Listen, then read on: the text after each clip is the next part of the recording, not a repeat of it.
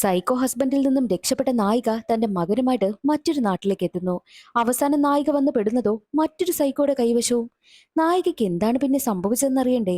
എങ്കിൽ നമുക്ക് വേഗം സൈക്ക് സിദ്ധാർത്ഥ് എന്ന സിനിമയുടെ കഥ നോക്കിയാലോ. വീഡിയോയിലേക്ക് കടക്കുന്നതിന് മുൻപ് വീഡിയോ കാണുന്ന കൂട്ടുകാർ ഒന്ന് ലൈക്ക് ചെയ്യാനും വീഡിയോയ്ക്ക് കുറച്ച് റീച്ച് കിട്ടുന്നതിന് വേണ്ടിയിട്ട് ഹൈപ്പ് എന്നൊരു ഓപ്ഷൻ ക്ലിക്ക് ചെയ്യാനും മറക്കരുതേ. കഥ തുടങ്ങുമ്പോൾ നായകനായ സിദ്ധാർത്ഥ് ഒരു ബസ്സിന് പിന്നാലെ കരഞ്ഞുകൊണ്ട് ഓടുകയാണ്. ആ ബസ്സിനുള്ളിൽ നിന്നും ഒരു പെൺകുട്ടി എത്തി നോക്കുന്നുമുണ്ട്. പിന്നീട് ഒരു ഫ്ലാഷ് ബാക്ക് ആണ് കാണിക്കുന്നത്. നായികയെ ശ്രവ്യയെ കാണിക്കുന്നു. ശ്രവ്യയാണെങ്കിലോ ഭരതനാട്യമൊക്കെ പഠിച്ചിട്ടുണ്ട്. പക്ഷേ തന്റെ ആഗ്രഹത്തിനനുസരിച്ച് അവൾക്ക് ജീവിക്കാൻ കഴിയാത്തത് കൊണ്ട് തന്നെ അവൾ കുറച്ച് കുട്ടികൾക്ക് ഭരതനാട്യം ക്ലാസ് ഒക്കെ എടുക്കുന്നു. ശ്രവ്യ വിവാഹം കഴിച്ചതാണ്. ശ്രവ്യയുടെ ഹസ്ബൻഡായിട്ടുള്ള ബോബി അവളെ വിളിക്കുന്നുണ്ട്. വേഗം വീട്ടിലേക്ക് വരണമെന്നാണ് ബോബി പറയുന്നത്. ബോബി വീട്ടിലെത്തുന്ന അതേ സമയം തന്നെ ശ്രവ്യയും വീട്ടിൽ കാണണം. അതാണ് ബോബിയുടെ നിയമം. അങ്ങനെ ശ്രവ്യ വീട്ടിലേക്ക് എത്താൻ കുറച്ചൊന്ന് താമസിച്ചു പോയി. ബോബി ചോദിക്കുന്നത്, നീ ഇങ്ങനെ ഒരു ആട്ടക്കാരിയായിരുന്നു എന്ന് ഞാൻ അറിഞ്ഞിരുന്നെങ്കിൽ ഉറപ്പായിട്ട് നിന്നെ ഞാൻ വിവാഹം കഴിക്കില്ലായിരുന്നു എന്ന് പറഞ്ഞ് തന്റെ ബെൽറ്റ് ഊരി അവളെ അടിക്കുന്നു. അതിനുശേഷം അവളെ നിർബന്ധിച്ച് ഫിസിക്കൽ റിലേഷൻഷിപ്പിൽ ഏർപ്പെടുത്തുകയാണ്. വിവാഹം കഴിച്ചു പോയത് കൊണ്ടും അവർക്കൊരു മകനുള്ളത് കൊണ്ടും മാത്രമാണ് ശ്രവ്യ ഇതെല്ലാം സഹിച്ചവിടെ ജീവിക്കുന്നത്. എന്നാൽ ഇപ്പോൾ അവളുടെ ഭർത്താവായ ബോബി ചെയ്യുന്നതോ, നീ ഭരതനാട്യമൊക്കെ കളിച്ചല്ലേ കാശുണ്ടാക്കുന്നത്, അതുകൊണ്ട് ദേ എന്റെ കൂടെ കിടന്നതിനുള്ള കാശ് എന്നാന്ന് പറഞ്ഞ് അവളുടെ മുഖത്തേക്ക് കുറെ കാശ് വലിച്ചെറിയുന്നു. അതോടുകൂടി ശ്രവ്യ ആകെ തകർന്നു പോവുകയാണ്. ഇത്രയും നാള് അവൾ ബോബിയെ ഡിവോഴ്സ് ചെയ്യാത്തതിന് കാരണം ബോബിയെ പേടിച്ചിട്ടാണ്. എന്നാൽ ഇപ്പോൾ അവനിങ്ങനെ പൈസയൊക്കെ വലിച്ചെറിഞ്ഞത് കൊണ്ട് അവൾക്കൊരു ധൈര്യം കിട്ടിയിരിക്കുകയാണ്. ഡിവോഴ്സിനുള്ള കാര്യങ്ങളെല്ലാം ശ്രവ്യ റെഡിയാക്കും. എന്നിട്ട് അവൾ ഡിവോഴ്സ് പേപ്പറിൽ സൈൻ ചെയ്ത് വെച്ചിട്ട് തന്റെ മകനെയും അവർ വളർത്തുന്ന അവരുടെ ഓമന പൂച്ചക്കുട്ടിയും കൊണ്ട് മറ്റൊരു നാട്ടിലേക്ക് പോകുന്നു. ആ നാട്ടിലാണ് കഥാനായകനായ സിദ്ധാർത്ഥ് ഉള്ളതും. ശ്രവ്യയ്ക്കും മകനും താമസിക്കുവാൻ വേണ്ടിയിട്ട് ആ നാട്ടിൽ വില കുറഞ്ഞൊരു വീട് കിട്ടുകയാണ്. ആ വീടിന്റെ രണ്ടാമത്തെ നിലയിലാണ് ശ്രവ്യയും മകനും താമസിക്കുന്നത്. ആദ്യത്തെ നിലയിലോ സിദ്ധാർത്ഥാണ് താമസിക്കുന്നത്. ശ്രവ്യയും മകനും വീട്ടിലേക്ക് എത്തുന്ന സമയം തന്നെ ഒരു ട്രൗസറൊക്കെ ഇട്ട് ജനൽ വഴി ചാടുന്ന സിദ്ധാർത്ഥിനെയാണ് മകൻ കാണുന്നത്. എന്തിനാണ് സിദ്ധാർത്ഥ് ഇങ്ങനെ ചെയ്യുന്നതെന്നാൽ സത്യത്തിൽ ഈ സിദ്ധാർത്ഥിന് ഒരു കാമുകി ഉണ്ടായിരുന്നു. തൃഷ എന്നാണ് ആ പെൺകുട്ടിയുടെ പേര്. സിദ്ധാർത്ഥിന്റെ കയ്യിൽ ഒരുപാട് കാശുമുണ്ട്. സിദ്ധാർത്ഥിന് ഒരു ബിസിനസ് തുടങ്ങണമെന്നായിരുന്നു ആഗ്രഹം. അപ്പോഴാണ് ഇവന്റ് മാനേജ്മെന്റ് തുടങ്ങാനുള്ള ഒരു ഐഡിയയെ കുറിച്ച് തൃഷ പറയുന്നതും. അങ്ങനെ സിദ്ധാർത്ഥാണെങ്കിലോ തന്റെ കയ്യിലിരുന്ന മുഴുവൻ കാശും ഇവന്റ് മാനേജ്മെന്റിൽ നിക്ഷേപിച്ചു. സിദ്ധാർത്ഥിന്റെ കയ്യിലിരുന്ന കാശ് കൂടാതെ അവന്റെ കൂട്ടുകാരന്റെ കയ്യിൽ നിന്നും കുറച്ച് കാശും കൂടി വാങ്ങിയാണ് ഇവന്റ് മാനേജ്മെന്റിൽ നിക്ഷേപിച്ചത്. അങ്ങനെ ആ ഒരു ബിസിനസ് വളർന്നു വലുതായി. പക്ഷേ അവന്റെ കാമുകിയായ തൃഷയാണെങ്കിൽ അവനെ തേക്കുകയാണ് ചെയ്തത്. തൃഷയാണെങ്കിലോ തന്റെ പാർട്ട്ണർ എന്ന് പറഞ്ഞ് മറ്റൊരാളെ പരിചയപ്പെടുത്തി. മനോഹർ എന്നാണ് അയാളുടെ പേര്. അവസാനം ഈ മനോഹറാണെങ്കിൽ അവന്റെ കാമുകിയെയും പിന്നെ അവന്റെ ബിസിനസ് സാമ്രാജ്യത്തെയും തട്ടിയെടുക്കുകയാണ് ചെയ്തത്. അതോടുകൂടി സിദ്ധാർത്ഥ് ഒന്നുമില്ലാത്തവനായി. പക്ഷേ സിദ്ധാർത്ഥിന്റെ കൂട്ടുകാരന്റെ കയ്യിൽ നിന്നും കാശ് വാങ്ങിയത് കൊണ്ട് തന്നെ കൂട്ടുകാരന്റെ ഭാര്യ കൂട്ടുകാരനോട് എപ്പോഴും പ്രശ്നമാ. സിദ്ധാർത്ഥിന്റെ കയ്യിൽ നിന്നും കാശ് തിരികെ വാങ്ങണമെന്ന് പറഞ്ഞ് ആ പെൺകുട്ടി പ്രശ്നമുണ്ടാക്കിയത് കൊണ്ട് തന്നെ കൂട്ടുകാരൻ ഇപ്പോൾ സിദ്ധാർത്ഥിന്റെ തിരക്ക് വീട്ടിലേക്ക് വരുന്നു. കൂട്ടുകാരൻ കാണാതെ ഒളിച്ചിരിക്കുവാനായിട്ട് ശ്രമിക്കുകയാണ് സിദ്ധാർത്ഥ്. അതാണ് അവൻ ജനൽ വഴി പുറത്തേക്ക് ഇറങ്ങിയിരുന്നത്. പക്ഷേ കൂട്ടുകാരൻ അവനെ കണ്ടുപിടിച്ചു. നിനക്ക് കാശല്ലേ വേണ്ടത്, ബാ ഞാൻ തരാമെന്ന് പറഞ്ഞ് കൂട്ടുകാരനെ കൂട്ടി സിദ്ധാർത്ഥ് ഒരു പബ്ബിലേക്ക് പോകുന്നു. അവിടെ ഇരുന്ന് മദ്യപിക്കുകയാണ്. അതേ സമയത്തായിരുന്നു തൃഷയും അവളുടെ ഇപ്പോഴത്തെ കാമുകനുമായിട്ടുള്ള മനോഹറും അവിടേക്ക് വരുന്നത്. മനോഹറാണെങ്കിലോ സിദ്ധാർത്ഥിന്റെ കാശ് ഉപയോഗിച്ച് ബിസിനസ് ഒക്കെ ചെയ്ത് ഇപ്പോൾ വലിയ കോടീശ്വരനായി മാറിയിരിക്കുകയാണ്. സിദ്ധാർത്ഥാണെങ്കിലോ ഒരു ഭിക്ഷക്കാരനെ പോലെ നടക്കുന്നു. എന്നാൽ ഇതെല്ലാം കാണുന്ന സിദ്ധാർത്ഥിന് വല്ലാതെ ദേഷ്യം വരികയും മനോഹറിനെ അടിക്കുവാനായിട്ട് പോവുകയും ചെയ്യുന്നുണ്ട്. പക്ഷേ മനോഹറിന്റെ സെക്യൂരിറ്റി ഗാർഡ് എല്ലാം ചേർന്ന് സിദ്ധാർത്ഥിനെ അവിടെ നിന്ന് അടിച്ച് പുറത്താക്കുകയാണ് ചെയ്യുന്നത്. അവന്റെ വസ്ത്രം മുഴുവൻ വലിച്ചു കീറി കളഞ്ഞു. അതോടുകൂടി ഒരു കാർബോർഡും മറച്ചുകൊണ്ടാണ് സിദ്ധാർത്ഥ് തന്റെ വീട്ടിലേക്ക് പോകുന്നത്. സിദ്ധാർത്ഥിന്റെ ഈ ഒരു അവസ്ഥയ്ക്ക് കാരണം അവന്റെ കാമുകിയെ തൃഷ തന്നെയാണ്. ശ്രവ്യ ഈ നാട്ടിലേക്ക് വന്നത് തന്നെ അവളുടെ കൂട്ടുകാരിയെ വിശ്വസിച്ചാണ്. എന്നാൽ കൂട്ടുകാരി പറയുന്നതോ, നീ എന്തിനാ ഇവിടേക്ക് വന്നത്, അതും നിന്റെ ഭർത്താവിനെ ഉപേക്ഷിച്ച്, എനിക്കെപ്പോഴും നിന്നെ സഹായിക്കാൻ കഴിഞ്ഞെന്ന് വരില്ല എന്ന് പറഞ്ഞ് ഒരു 5000 രൂപയും കയ്യിൽ കൊടുത്തിട്ടാണ് കൂട്ടുകാരി അവിടെ നിന്ന് പോകുന്നത്. ശ്രവ്യ ആകെ ഒറ്റപ്പെട്ടതുപോലെയായി. എന്നാൽ പബ്ബിൽ നിന്നും അടിച്ചു പുറത്താക്കിയ സിദ്ധാർത്ഥാണെങ്കിലോ ഉടുതുണി പോലും ഉടുക്കാതെ അവനൊരു കാർഡ്ബോർഡ് കഷ്ണവും വെച്ച് മറച്ചുകൊണ്ടാ വരുന്നത്. മാത്രവുമല്ല ഈ സിദ്ധാർത്ഥാണെങ്കിലോ കറണ്ട് ബില്ല് വാട്ടർ ബില്ല് ഇതൊന്നും അടയ്ക്കുന്നില്ലല്ലോ. അതുകൊണ്ട് തന്നെ ഓരോരുത്തരായി വീട്ടിലേക്ക് വന്ന് ശ്രവ്യയുടെ അടുത്താണ് പ്രശ്നമുണ്ടാക്കുന്നത്. രണ്ടുപേരും ഒരേ വീട്ടിൽ താമസിക്കുന്നത് കൊണ്ടാണ് അവൻ അങ്ങനെ ബഹളമുണ്ടാക്കുന്നത്. വരട്ടെ ഇയാള് രണ്ട് പറയണമെന്നും ശ്രവ്യ കരുതിയിരിക്കുന്നു. അപ്പോഴാണ് സിദ്ധാർത്ഥ് വരുന്നത്. പക്ഷേ സിദ്ധാർത്ഥാണെങ്കിൽ ഒരു കാർഡ്ബോർഡ് കൊണ്ട് മറച്ചിരിക്കുകയാണല്ലോ. അതുകൊണ്ട് തന്നെ നാണമെന്ന ശ്രവ്യ അകത്തേക്ക് കയറിപ്പോകുന്നു. സിദ്ധാർത്ഥിനും വല്ലാതെ നാണമാവുകയാണ്. എന്നാൽ അതേസമയം സിദ്ധാർത്ഥിന്റെ കാമുകിയെ തൃഷയെ കാണിക്കും. തൃഷയ്ക്കാണെങ്കിൽ പബ്ബിൽ വെച്ച് സിദ്ധാർത്ഥിനെ കണ്ടതോടുകൂടി പഴയ ഓർമ്മകളൊക്കെ വരുന്നു. അവൾ സിദ്ധാർത്ഥിനെ കോൾ ചെയ്യുകയാണ്. എന്നാൽ സിദ്ധാർത്ഥാണെങ്കിൽ കോൾ എടുക്കത്തുമില്ല. എന്നാൽ ശ്രവ്യ പോയ കാര്യം ശ്രവ്യയുടെ ഹസ്ബൻഡ് അറിഞ്ഞതുകൊണ്ട് തന്നെ എങ്ങനെയെങ്കിലും അവളെ കണ്ടെത്തി ഇവിടേക്ക് കൂട്ടിക്കൊണ്ടുവരണമെന്നും ഹസ്ബൻഡ് തീരുമാനിക്കും. അതേസമയം ശ്രവ്യ തന്റെ പൂച്ചയെ കാണാനില്ലാത്തത് കൊണ്ട് തന്നെ സിദ്ധാർത്ഥിന്റെ അടുത്തേക്കാണ് അന്വേഷിച്ചു വരുന്നത്. സിദ്ധാർത്ഥിന്റെ കൈവശം പൂച്ചക്കുട്ടിയുണ്ട്, പക്ഷേ സിദ്ധാർത്ഥ് കൊടുക്കുന്നില്ല. ആരോട് ചോദിച്ചിട്ടാ ആ പൂച്ചക്കുട്ടി ഇവിടേക്ക് വന്ന് കയറിയത്, അതുകൊണ്ട് അതിനെ തരില്ല എന്ന് പറഞ്ഞ് പൂച്ചക്കുട്ടിയെ വല്ലാതെ ടോർച്ചർ ചെയ്യുന്നു. അതേസമയമായിരുന്നു സിദ്ധാർത്ഥിന്റെ കൂട്ടുകാരൻ അവിടേക്ക് വരുന്നത്. ഇവൻ ശരിയാകാനൊന്നും പോകുന്നില്ല എന്ന് പറഞ്ഞ് കൂട്ടുകാരൻ സിദ്ധാർത്ഥിനെയും കൂട്ടി നേരെ ഒരു വലിയൊരു കമ്പനിയിലേക്ക് എത്തുകയാണ്. ആ കമ്പനി മറ്റാരുടേതുമല്ല, മനോഹറിന്റേതായിരുന്നു. ഈ കമ്പനി മനോഹർ ഉണ്ടാക്കിയത് സിദ്ധാർത്ഥിനെ പറ്റിച്ചാണ്. സിദ്ധാർത്ഥിന്റെ കാശ് ഉപയോഗിച്ചാണ് ഈ ഒരു വലിയ സാമ്രാജ്യം തന്നെ മനോഹർ കെട്ടിപ്പടുത്തെടുത്തതും. സിദ്ധാർത്ഥിന് ആകെ ദേഷ്യം. സിദ്ധാർത്ഥ് മനോഹറിന്റെ പേരിൽ കേസ് കൊടുക്കുമെന്ന് പറഞ്ഞതുകൊണ്ടും അങ്ങനൊരു കേസ് കൊടുക്കരുത് എന്നുള്ളത് കൊണ്ടുമാണ് മനോഹർ ഇപ്പോൾ സിദ്ധാർത്ഥിനെ വിളിപ്പിച്ചിരിക്കുന്നത്.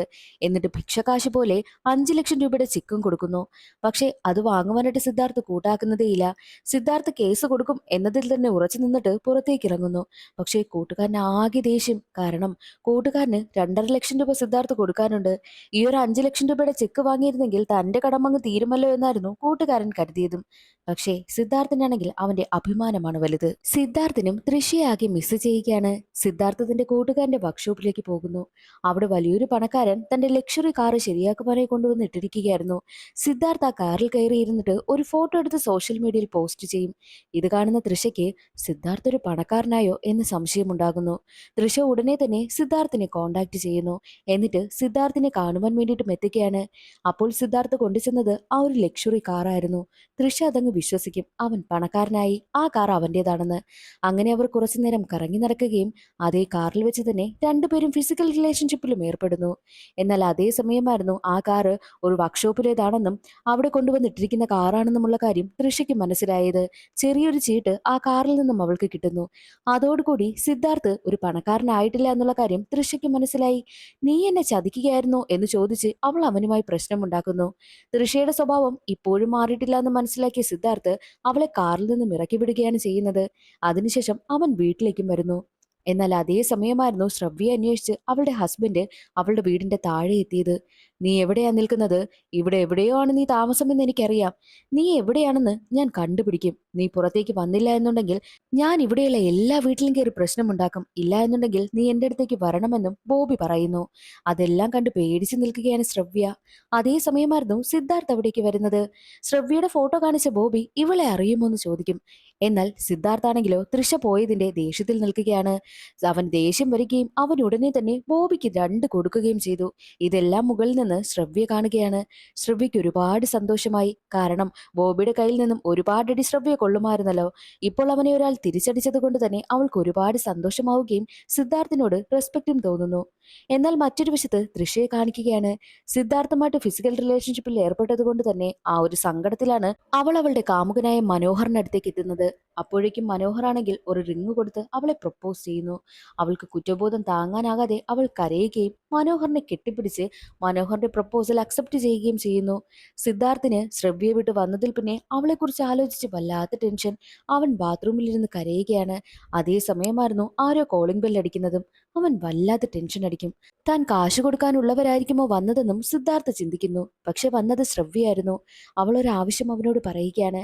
തനിക്ക് ഒരാഴ്ചത്തെ വർക്ക് കിട്ടിയിട്ടുണ്ട്, അതുകൊണ്ട് തന്നെ എനിക്ക് ഇവിടുന്ന് പോകേണ്ടി വരും. എന്റെ മകനെ ഒന്ന് നോക്കിക്കൊള്ളണേ എന്ന് പറഞ്ഞിട്ടാണ് ശ്രവ്യ പോകുന്നത്. എന്നാൽ കുടിച്ച് ഒരു ജോലിക്കും പോകാതെ ബോധമില്ലാതെ നടക്കുന്ന സിദ്ധാർത്ഥ് എങ്ങനെയാ കുട്ടിയെ നോക്കാനാ? അവൻ അവളുടെ പിന്നാലെ ചെന്നിട്ട് എന്നെ കൊണ്ട് കുട്ടിയെ നോക്കാനൊന്നും കഴിയില്ല എന്ന് സിദ്ധാർത്ഥ് പറയുന്നു. എന്നാൽ ശ്രവ്യയാണെങ്കിൽ അവളുടെ ജീവിതത്തിൽ നടന്ന കുറേ കാര്യങ്ങൾ അവനോട് തുറന്നു പറയുകയാണ്. ആരോരും എന്നെ നോക്കാനില്ലാത്തത് കൊണ്ട് തന്നെ ഞാൻ എൻ്റെ ബന്ധുവിന്റെ വീട്ടിലാണ് നിന്ന് വളർന്നത്. എന്നാൽ ബന്ധുവിന്റെ മകനാണെങ്കിലോ എന്നോട് മോശമായി പെരുമാറി. അതിനുശേഷം എന്റെ വിവാഹവും കഴിഞ്ഞു. ഹസ്ബൻഡെങ്കിലും എന്നെ നന്നായിട്ട് നോക്കുമെന്ന് കരുതി.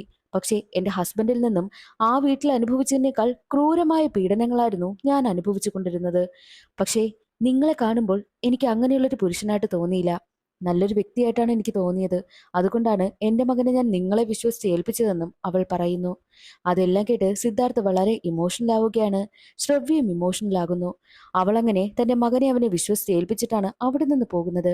ശ്രവ്യ പറയുന്നതെല്ലാം കേട്ട സിദ്ധാർത്ഥിന് അവളുടെ മകനെ നന്നായിട്ട് നോക്കണമെന്ന് തോന്നുന്നു. അവരുടെ റൂമിലേക്ക് എത്തുന്ന സമയത്ത് റൂം മുഴുവൻ വൃത്തികേടായി കിടക്കുകയാണ്. സിദ്ധാർത്ഥം ആ പയ്യന് ചേർന്ന് അവിടെ മാകെ വൃത്തിയാക്കും. അടുത്ത ദിവസം മുതൽ ആ കുട്ടിയെ സ്കൂളിലേക്ക് കൊണ്ടുപോകുന്നത് സിദ്ധാർത്ഥായിരുന്നു. മാത്രവുമല്ല, ആ കുട്ടിയാണെങ്കിൽ മാത്സ് അസൈൻമെന്റ് എഴുതിയിട്ടില്ല. ആ ഒരു കാര്യം സിദ്ധാർത്ഥിനോട് പറയുന്നു.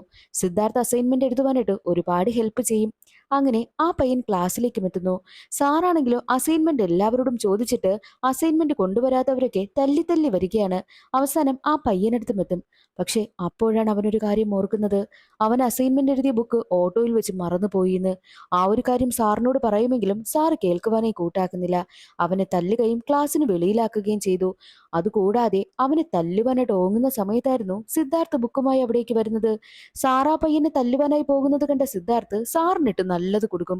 അവസാനം പ്രിൻസിപ്പാളിന്റെ അടുത്തേക്ക് എത്തുകയാണ്. സിദ്ധാർത്ഥും ആ സാറും പിന്നെ ആ പയ്യനും ഇരിക്കുന്നുണ്ട്. ഇതാരാ നിന്റെന്ന് ചോദിക്കുമ്പോൾ ഇതെന്റെ വീടിനടുത്ത ചേട്ടനായിരുന്നെന്നായിരുന്നു ആ പയ്യന്റെ മറുപടി. ഓ, അപ്പോൾ നീ സാറിനെ ആള് വെച്ച് തല്ലിക്കാറായില്ലെന്ന് ചോദിച്ച് അവൻ 7 ദിവസത്തെ സസ്പെൻഷനും കൊടുക്കുന്നു. ജോലിയെല്ലാം കഴിഞ്ഞ് തിരികെ എത്തിയ ശ്രവ്യ ഈ ഒരു കാര്യം അറിയുകയാണ്. ശ്രവ്യ പ്രിൻസിപ്പാളിന്റെ അടുത്ത് വന്ന് ഒരുപാട് കാലു പിടിക്കുന്നു. പക്ഷേ പ്രിൻസിപ്പാൾ കേൾക്കുവാനായിട്ടും കൂട്ടാക്കുന്നതേയില്ല.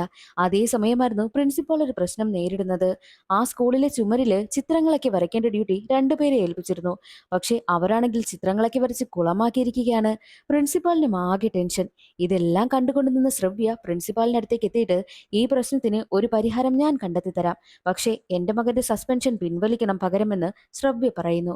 പ്രിൻസിപ്പാൾ അത് അംഗീകരിക്കും. ശ്രവ്യ പടം വരയ്ക്കുവാനായിട്ട് കൊണ്ടുവന്നത് സിദ്ധാർത്ഥിനെയായിരുന്നു. സിദ്ധാർത്ഥ് നന്നായിട്ട് പടം വരയ്ക്കും. ജോലിയും കൂലിയും ഇല്ലാതെ നടക്കുന്ന സിദ്ധാർത്ഥിന് അതൊരു ജോലിയായി. അങ്ങനെ സിദ്ധാർത്ഥാണെങ്കിൽ ഓരോ ദിവസമായിട്ട് ചിത്രങ്ങളൊക്കെ വരയ്ക്കുകയാണ്.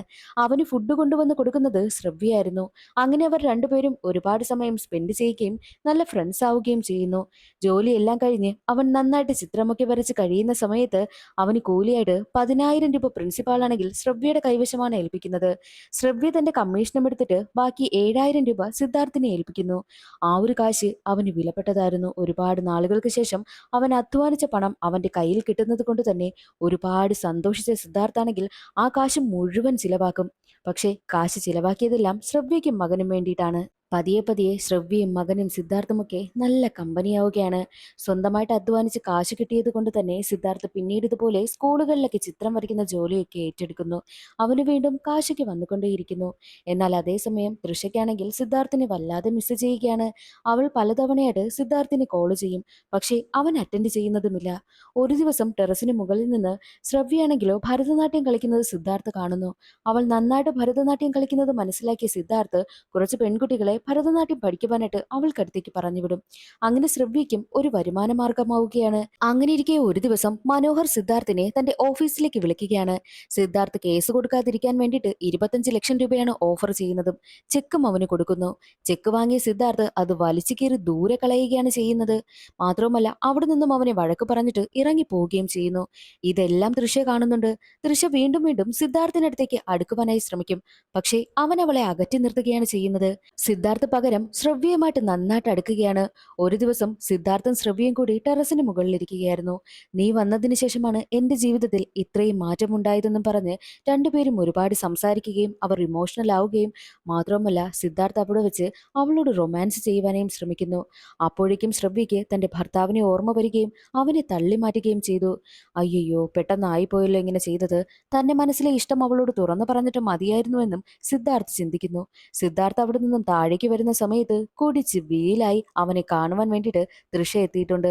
തൃഷയാണെങ്കിലോ അവനോട് റൊമാൻസ് ചെയ്യുവാനായിട്ട് അവനെ നിർബന്ധിച്ചുകൊണ്ടേയിരിക്കുന്നു. പക്ഷെ അവനാണെങ്കിൽ അവളെ അകറ്റുവാനായി നോക്കും. എന്നാൽ ഒരു ഘട്ടത്തിൽ അവനാണെങ്കിലോ ശ്രവ്യയെ മറന്നുകൊണ്ട് തൃഷയെ കൊണ്ടുപോയി അവളുമായിട്ട് ഫിസിക്കൽ റിലേഷൻഷിപ്പിൽ ഏർപ്പെടുകയാണ്. അതിനുശേഷം തൃഷയെ പുറത്തേക്ക് കൊണ്ടുവന്നിട്ട് ആരും അറിയാതെ പെട്ടെന്ന് ഇവിടെ നിന്ന് പോകണമെന്ന് പറഞ്ഞു. അങ്ങനെ തൃഷയാണെങ്കിലോ ശ്രവ്യ അറിയാതെ അവിടെ നിന്ന് പോവുകയാണ്. അതേ സമയമായിരുന്നു ശ്രവ്യ താഴേക്ക് വരുന്നത്. ഞാൻ അപ്പോൾ എൻ്റെ ഹസ്ബൻഡിനെ ഓർത്തു പോയത് കൊണ്ടാ ഞാൻ അങ്ങനെ പെരുമാറിയത്. എനിക്ക് നിന്നെ ഇഷ്ടമാണ്. ഞാൻ എന്തായാലും ഇന്ന് രാത്രി ബാംഗ്ലൂരേക്ക് പോവുക. എനിക്കൊരു വർക്കുണ്ട്. 2 ദിവസം കഴിയുമ്പോൾ ഞാൻ നാട്ടിലേക്ക് വരും. അപ്പോൾ നമുക്ക് 3 പേർക്കും ഒരു ഫാമിലിയായി ജീവിക്കാമെന്ന് പറഞ്ഞിട്ട് അവൾ അവളുടെ ഇഷ്ടം സിദ്ധാർത്ഥിനോട് പറയുന്നു. അത് കേട്ട സിദ്ധാർത്ഥിന് ഒരുപാട് സന്തോഷമായി. അവന്റെ ജീവിതത്തില് അവനൊരു ലോട്ടറി അടിച്ച ഒരു അനുഭവമായിരുന്നു അവൾ അങ്ങനെ തുറന്നു പറഞ്ഞപ്പോൾ കിട്ടിയതും. എപ്പോഴാ നിനക്ക് ബസ്സുള്ളതെന്നും സിദ്ധാർത്ഥ് ചോദിക്കുന്നു. അതൊരു 2 മണിക്കൂറിനകം കാണുമെന്നും അവൾ പറയുകയാണ്. സിദ്ധാർത്ഥ് ശ്രവ്യയെ കൊണ്ടുപോകുവാൻ വേണ്ടിയിട്ട് റെഡിയായി എത്തുന്നു. എന്നാൽ ശ്രവ്യ സിദ്ധാർത്ഥിനെ കെട്ടിപ്പിടിക്കുകയും അവന് കിസ് കൊടുക്കുകയും ചെയ്തു. രണ്ടുപേരും അവിടെ വെച്ച് ഫിസിക്കൽ റിലേഷൻഷിപ്പിൽ ഏർപ്പെടുകയാണ്. എല്ലാം കഴിഞ്ഞ് അവർ രണ്ടുപേരും റെസ്റ്റ് എടുക്കുന്ന സമയം. നീ വന്നതിന് ശേഷമാ ഞാൻ സന്തോഷം എന്തെന്ന് അനുഭവിക്കുന്നത്. ആദ്യമായിട്ടാ എന്നെ ഒരാൾ ഇത്രയും സ്നേഹിക്കുന്നത്. ഇനി നീയല്ലാതെ എന്റെ ജീവിതത്തിൽ മറ്റൊരു പെണ്ണും കാണില്ല എന്ന് സിദ്ധാർത്ഥ് അവളോട് പറയുന്ന സമയമായിരുന്നു അവിടെയുണ്ടായിരുന്ന തൃഷയുടെ ചെരുപ്പ് ശ്രവ്യ കാണുന്നത്. അതോടുകൂടി അവൾക്ക് കാര്യമെല്ലാം മനസ്സിലായി. കുടിച്ച് വീലായി നിന്ന തൃഷയാണെങ്കിലോ കാര്യമെല്ലാം കഴിഞ്ഞപ്പോൾ ശ്രവ്യയുടെ ചെരുപ്പും ഇട്ടുകൊണ്ടാണ് അവിടെ നിന്ന് പോയത്. തന്റെ ചെരുപ്പ് മറന്നു പോയിരുന്നു. മാത്രമല്ല ശ്രവ്യ ഇപ്പോൾ സിദ്ധാർത്ഥന്റെയും തൃഷയുടെയും ചാറ്റെല്ലാം കണ്ടുപിടിച്ചു. അതോടുകൂടി തന്നെ സിദ്ധാർത്ഥ ചതിക്കുകയായിരുന്നു എന്ന് അവൾക്ക് മനസ്സിലായി. ഉടനെ തന്നെ അവൾ അവിടെ നിന്നും തന്റെ മകനെയും കൂട്ടിയാണ് ബാംഗ്ലൂരേക്ക് പോകുന്നത്. ബസ്സിൽ കയറി അവൾ പോകുന്ന സമയത്ത് സിദ്ധാർത്ഥ തടയുവാനൊക്കെ ഒരുപാട് ശ്രമിക്കും. ബസ്സിന് പിന്നാലെയും അവൻ ഓടുകയാണ്. ഈ ഒരു സീനാണ് സിനിമയുടെ തുടക്കത്തിൽ കാണിച്ചതും. എല്ലാ ആണുങ്ങളും ഇങ്ങനെ തന്നെയാണെന്നാണ് ശ്രവ്യ പറയുന്നത്. താൻ അങ്ങനെയൊന്നും ചെയ്തിട്ടില്ല എന്നൊക്കെ അവൻ ഒരുപാട് കെഞ്ചി പറയുന്നു. സത്യത്തിൽ അന്ന് തൃഷ വന്ന സമയത്ത് തൃഷ അവനുമായിട്ട് ഫിസിക്കൽ റിലേഷൻഷിപ്പിൽ ഏർപ്പെടുവാനായി നോക്കുന്ന സമയത്തും അവന് ശ്രവ്യ ഓർമ്മ വന്നു. അങ്ങനെ അവൻ തൃഷയെ തള്ളിമാറ്റുകയാണ് ചെയ്യുന്നത്. അവളെ അവിടെ നിന്ന് പറഞ്ഞു വിടുകയും ചെയ്തു. ഈ ഒരു കാര്യമെല്ലാം അവൻ കരഞ്ഞുകൊണ്ട് ശ്രവ്യയോട് പറഞ്ഞു മനസ്സിലാക്കുവാനായി ശ്രമിക്കുമെങ്കിലും അതൊന്നും കേൾക്കാതെയാണ് ശ്രവ്യ അവിടെ നിന്ന് പോയത്. സിദ്ധാർത്ഥിന് ആകെ ദേഷ്യം. തൃഷ കാരണം ആദ്യം അവന്റെ ജീവിതം തകർന്നു. അവന്റെ സമ്പാദ്യമെല്ലാം നഷ്ടമായി. അവനെ അവൾ ചതിച്ചു. എന്നാൽ ഇപ്പോൾ രണ്ടാമത് അവനൊരു പെൺകുട്ടിയെ സ്നേഹിച്ചപ്പോൾ അതിനിടയിലും തൃഷ വന്ന് ആ ഒരു ബന്ധമേ കുളമാക്കി. അതുകൊണ്ട് തന്നെ തൃഷയോട് പ്രതികാരം വീട്ടണമെന്നും സിദ്ധാർത്ഥ തീരുമാനിക്കും. തൃഷയുടെയും മനോഹറിന്റെയും വിവാഹത്തിന്റെ തലേ ദിവസത്തെ ഫംഗ്ഷനൊക്കെ നടക്കുന്ന സമയമായിരുന്നു അന്ന്. സിദ്ധാർത്ഥ് അവിടേക്ക് എത്തിയിട്ട് തൃഷയുടെ ചെരുപ്പ് അവന് ഗിഫ്റ്റായിട്ട് കൊടുക്കുന്നു. എന്നിട്ട് മനോഹറുമായിട്ട് അവൾ ബന്ധമുണ്ടായിരുന്ന സമയം തന്നെ താനുമായിട്ട് അവൾ റിലേഷൻഷിപ്പ് കൊണ്ടുപോയിട്ടുണ്ടെന്നും ഫിസിക്കൽ റിലേഷൻഷിപ്പിൽ ഏർപ്പെട്ട കാര്യമെല്ലാം അവൻ അവിടെ വിളിച്ചു പറയുന്നു. അതോടുകൂടി തൃഷ തന്നെ ചതിക്കുകയായിരുന്നു എന്നുള്ള കാര്യം മനോഹറിന് മനസ്സിലായി. അങ്ങനെ തൃഷയുടെയും മനോഹറിന്റെയും വിവാഹം മുടങ്ങുകയാണ്. മുടങ്ങുകയല്ല, സിദ്ധാർത്ഥം മുടക്കിയെന്ന് തന്നെ പറയാം. അതിനുശേഷം അവൻ നേരെ ആ ഒരു മനസമാധാനത്തോടു കൂടി വീട്ടിലേക്ക് വരുന്നു. വീട്ടിൽ വരുന്ന സമയത്ത് അവന് ശ്രവ്യയും മകനെയും ആലോചിച്ച് വല്ലാത്ത ടെൻഷനും സങ്കടവുമായിരുന്നു. അവൻ കരഞ്ഞുകൊണ്ടിരിക്കുന്ന സമയം തന്നെയായിരുന്നു അവൻ ഞെട്ടിക്കുന്നൊരു കാഴ്ച കാണുന്നത്. എന്തെന്നാൽ അവിടേക്ക് ശ്രവ്യയും മകനും എത്തുകയാണ്. ശ്രവ്യയ്ക്കാണെങ്കിൽ ആകെ ദേഷ്യം. വലുതായിട്ട് സിദ്ധാർത്ഥനെ മൈൻഡ് പോലും ചെയ്യുന്നില്ല. എന്നാൽ സിദ്ധാർത്ഥാണെങ്കിൽ അവളുടെ കാലിൽ വീണ് കരഞ്ഞ് മാപ്പ് പറഞ്ഞ് അവസാനം ശ്രവ്യ അവനോട് ക്ഷമിക്കുകയാണ്. അങ്ങനെ അവർ രണ്ടുപേരും ഒരു കുടുംബമായി ജീവിക്കുന്നു. സിദ്ധാർത്ഥും ശ്രവ്യയും അവരുടെ ജീവിതത്തിൽ ഇത്രയും നാൾ ഉണ്ടായിട്ടുള്ള എല്ലാ പ്രശ്നങ്ങളും മറന്ന് കുടുംബമായിട്ട് ജീവിക്കുന്നെന്ന് കാണിച്ചുകൊണ്ടാണ് സിനിമയുടെ കഥ അവിടെ അവസാനിക്കുന്നത്. ഇന്നത്തെ ഈ ഒരു വീഡിയോ എല്ലാവർക്കും ഇഷ്ടമായെന്ന് കരുതുന്നു. ഇഷ്ടമായാലൊന്ന് സപ്പോർട്ട് ചെയ്യാൻ മറക്കരുതേ. അടുത്തൊരു വീഡിയോയിൽ കാണാം. അതുവരെ എല്ലാവർക്കും ബൈ.